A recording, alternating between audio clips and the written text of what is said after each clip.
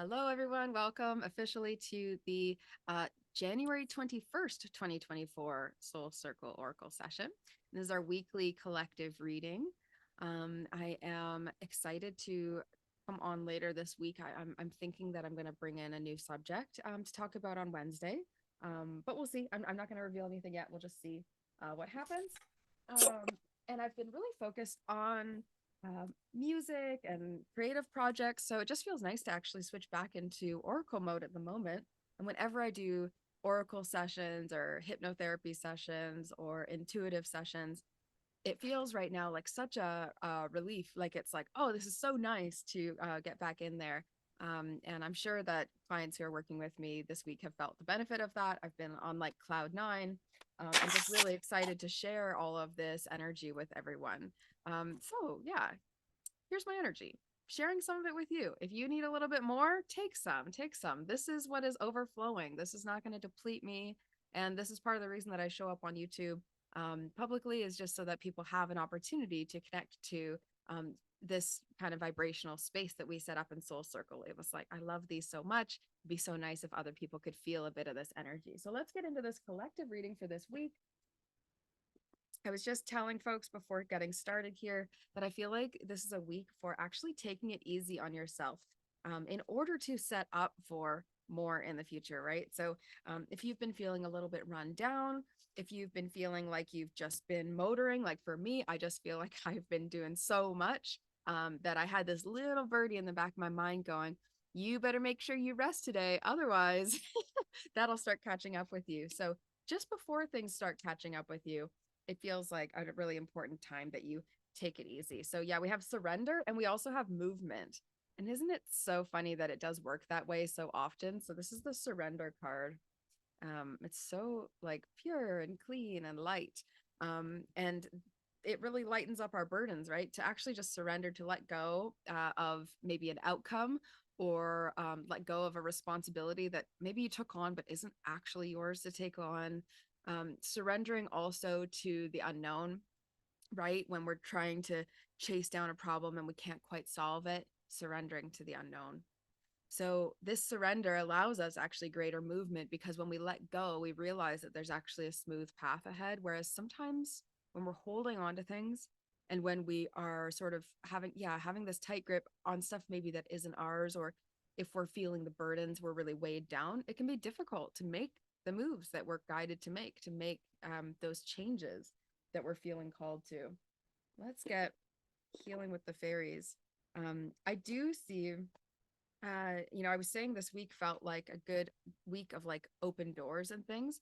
But what I always notice, right? I talk about this in empath energetics. When light comes in and when goodness comes in, we sometimes don't feel we have enough space to actually hold these things, to make room for it in our lives. Like, ask yourself right now, does your life have room for more good to come in? Right? Or is it feeling cramped? Does it feel like there is time or physical space, able for what you need to come in? And then we have letting go. So big theme. It's taking it easy, letting go, and this is again, it feels like a letting go that's clearing space, a letting go that is getting rid of distractions and things. Um, it could be It's interesting. I'm pulling an archetype card. I don't normally do that, the Caroline Mice archetype deck. Um, Speaking of which, I'm working on my own archetype deck, which will be later released, but that is very exciting these days. Okay, what else? I'm going to pull these archetype cards for what we need to pay attention to this week. But this letting go um,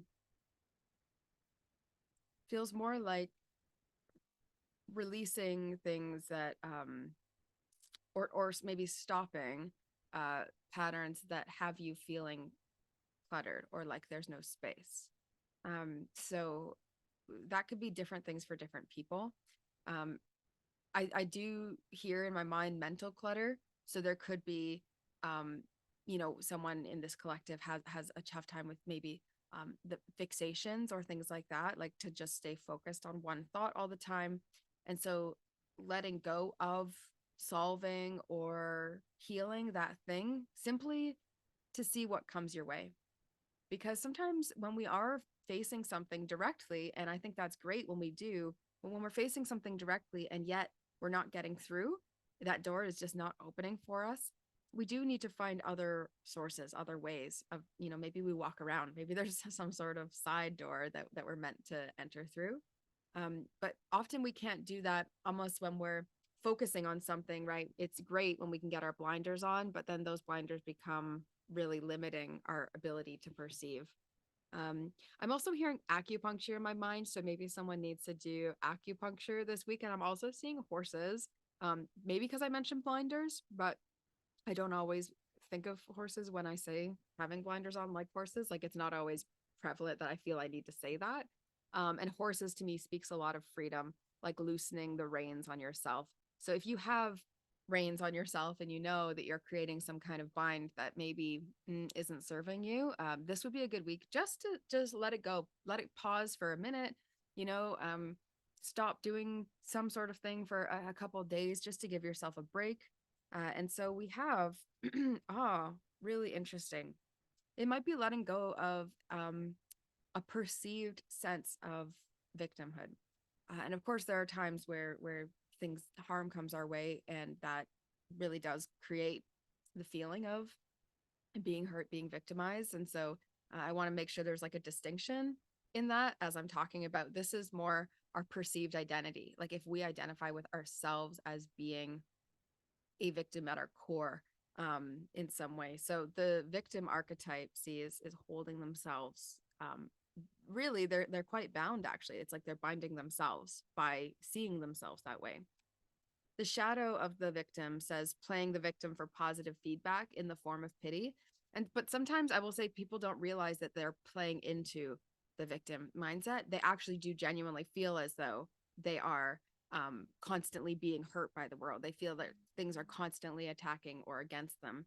This also says an inability to maintain personal boundaries. So it could be that if you're overgiving, this is the week to just let go of that. Let go of it for a few days, right? Sometimes I think about this. Like think of the amount of times you have felt um let down by someone. And then the other times, like, maybe someone was gonna show up and then they don't show up or something, or they say they'll be there and then they go, oh, something else got in the way, and it doesn't feel legit, right? And then there's other times where people say, man, I wish I could help you and I really don't have the space for that right now. And it feels totally different. So there are ways to step out of our responsibilities without it feeling like you're just abandoning and being rude. And, that's where we get caught up, is we think that all these things we're holding on to, we need to have some sort of right explanation for. But actually, being honest, being truthful, and being kind, it's still possible for you to maintain those boundaries a lot of the time, but we don't always consider what that would look like. And then the victim light aspect is preventing you from letting yourself be victimized or victimizing others as well. So that feels like a really important base, because the next two archetype cards for this week to take a look at within ourselves are both child archetypes. So I think there's maybe 6 child archetypes within this whole deck, and 2 of them came out in this reading. So we have divine child and eternal child, which do have a lot of commonalities within them. Here, I'll show this one at a time so you can actually see the image. The light makes it a little bit too glaring. Note to self, don't get glossy cards when I print mine. So we have divine child, and divine child is like this child who genuinely does have a pure and very special connection to divine. However they would define divine. And the shadow is an inability to defend oneself against negative forces. So if you have somewhere in your mindset, this is what it's saying to me, is if you have somewhere in your mindset that says the world is inherently bad or hurtful, or things don't work out, or it's almost one of these like big lack of faith ideas that's kind of stuck somewhere in you. And the child divine is like this part of you that recognizes you are already divine, and life is connected to spirit on its own, and then you connecting to that allows you to feel so much lighter in your heart. The light attributes also say innocence, purity, and redemption. And that redemption could also be redemption of, this um, karma or um, suffering that maybe, this is a hard thing to describe, but the feeling is so clear in me. It's almost like someone in this collective feels, and it could be on the YouTube collective as well, feels as though they're like deserving of this harsh world because there's some part of them which is not of divine, which is not of this special um life force that touches everything. And so reclaiming and coming back to that requires a surrendering of this current outlook that you have. And if the current outlook you have really isn't working for you, um, I would suggest that you take some time to actually take a look and take it apart and shift it. A lot of that actually is what I end up doing in sessions with clients, is taking apart how it is you're looking at the world and um, helping you select the things which feel more in alignment to you. It's not necessarily actually going through any of these like harsher or darker thoughts and giving them any more credence. It's just saying, what would you like to actually be putting your attention towards? Then we also have eternal child. So not only are you divine, you're also eternal, like forever a child. So could you keep this purity throughout your entire life? And I would say yes, it's possible. And whether you see it or not, it's actually probably already there, this purity that is within you. So the eternal child, the shadow of that maybe is an inability to grow up and be responsible, or like an extreme dependency on others for physical security, right? This is like the, what do they call that? Like the Peter Pan, like the I'm just never going to grow up type. But when we go too heavily into making sure we're not that always a child thing, right? We lose sometimes this light of determination to remain young in like your body and your mind and your spirit, right? I always crave being like an elderly woman who is a bit childish, right? Because I actually don't think I played too much as a kid in that really light, playful, childish way.